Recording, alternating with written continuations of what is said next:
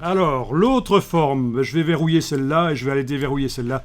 C'est une sécurité, les verrouillages, parce que comme vous êtes débutant, on va éviter d'aller chipoter à des formes où on ne doit pas les chipoter. Donc je sélectionne la forme de la tête ici. Elle est déverrouillée. Et là, on remarque quoi dans la palette aspect? Que nous avons un contour, ben oui, c'est le contour noir qui est là.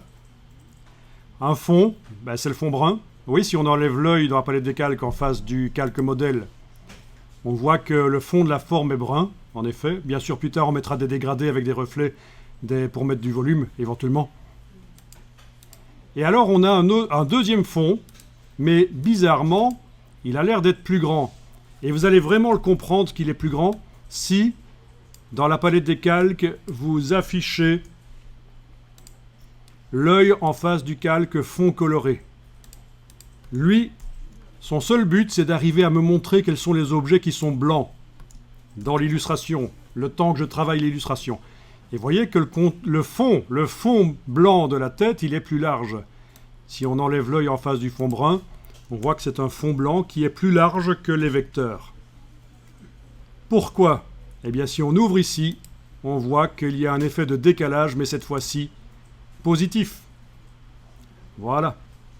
Et je ne vais pas le modifier. Et je réaffiche le fond brun. Et c'est donc grâce à ça qu'on peut mettre une forme, la forme de l'oreille, par en dessous, derrière la forme de la tête, mais malgré tout, les traits ne vont pas jusqu'au bout.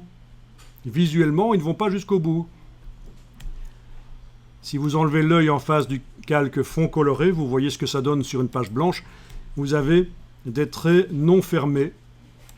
Là, je clique à côté avec la flèche noire, rien n'est sélectionné. Vous avez des traits non fermés et graphiquement, c'est mieux. Et aussi pour d'autres raisons qu'on verra plus tard, ça va nous aider.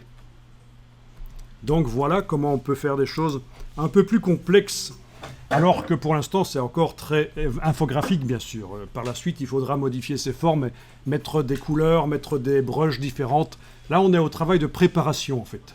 C'est ça qui est difficile à comprendre. Il y en a qui pensent qu'on est en train de dessiner l'ours tel qu'il sera à la fin, mais pas du tout. C'est le travail de préparation. Après, il y a un travail différent qui va être fait.